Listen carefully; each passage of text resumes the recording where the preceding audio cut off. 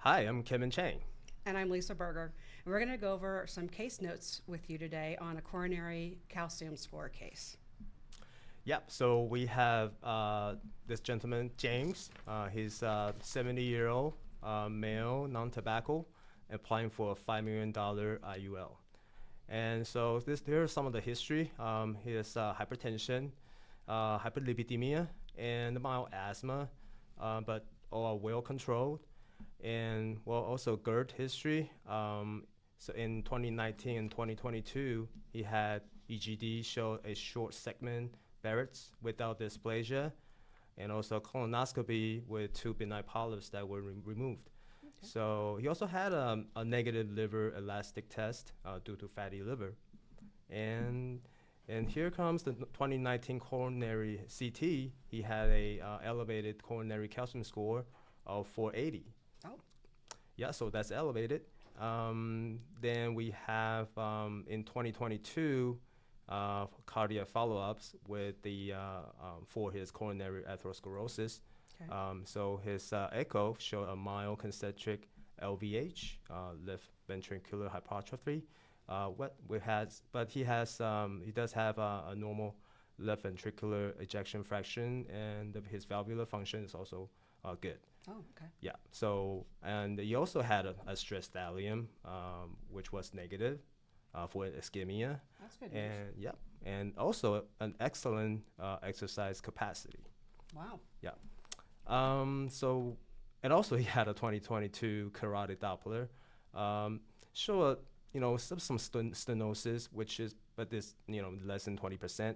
Okay. And his doctor said that there's a carotid disease, but it used to be worse 5 years ago, which has improved with statin. It actually improved. Mm-hmm. That's not usual to see. Oh yeah. So, but per our manual, the calcium score of 480 at the age of 67, which was the age when the test was done in 2019, Right. suggests a low substandard rating, and our seating company is seeking a standard offer. Oh, okay. Well, So, what do you think, Lisa, as far as maybe some of the concern or unfavorables? yeah. We can talk about the favorables and unfavorables on this one. I think this is a really good case to talk about that. Um, you mentioned the unfavorables with, the carotid disease, the hypertension, the concentric LVH, and the asthma, and the fatty liver. So it doesn't come in just as a slam dunk standard. There are some initial concerns that we want some more information on, just to see if we can make something a little bit better and closer to what they're expecting for the rating. Yeah, so definitely the concern was, he's got this overall atherosclerotic disease going on, and with a history of hyperlipidemia. But looks like this he had been, well followed up with the favorable factors. With he had a normal stress thallium just in 2022, and excellent exercise capacity, and his echo is normal. But with a mild LVH, which is non-ratable, and also really per our doctor's review of that particular echo, he's saying the LVH is really really more minimum than mild, really. So it's And at age yeah 70, what do you yeah expect? You're going to have a little bit of lipids. You're going exactly to have a little bit of, hardening of the arteries. You're going to have a little LVH. It's really impressive that he had excellent exercise capacity at age 70. oh yeah. That's So he kind of definitely improved his lifestyle, I Yeah. think.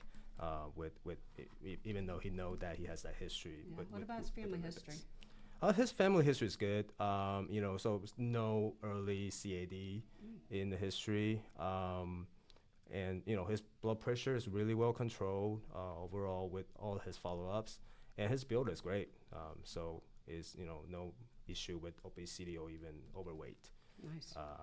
Yeah, and also his lipids really is well controlled on the statin for a few years, and our exam lab with NT Pro is normal Oh, on the exam lab, so that's another plus. oh, definitely. Yeah. And so again, lifestyle wise, he does exercise daily per his doctor, clinical notes, 35 minutes every day. Oh, And overall, on the on his history is has not been a cardiac complaints as far as No you know. symptoms or anything like Yeah, that? yeah. So that's another favorable, I think. Yeah, so even though we have some, some initial concerns, we've got so many mitigating factors on this that, it's, at age 70, this seems like it's not really that far off of a standard or an average risk that we would see on somebody that age.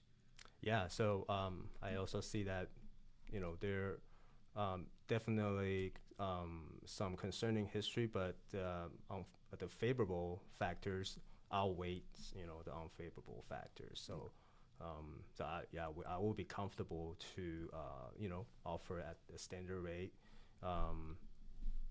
for this particular case. Yeah, I would agree with you. I think it's definitely a good case for discussion. This is a good one. So I hope that you guys enjoyed your time with us. And if you have any underwriting questions or cases that you'd like to discuss, please reach out to any of us at Optimum. Thank you very much for your time. Thanks so much.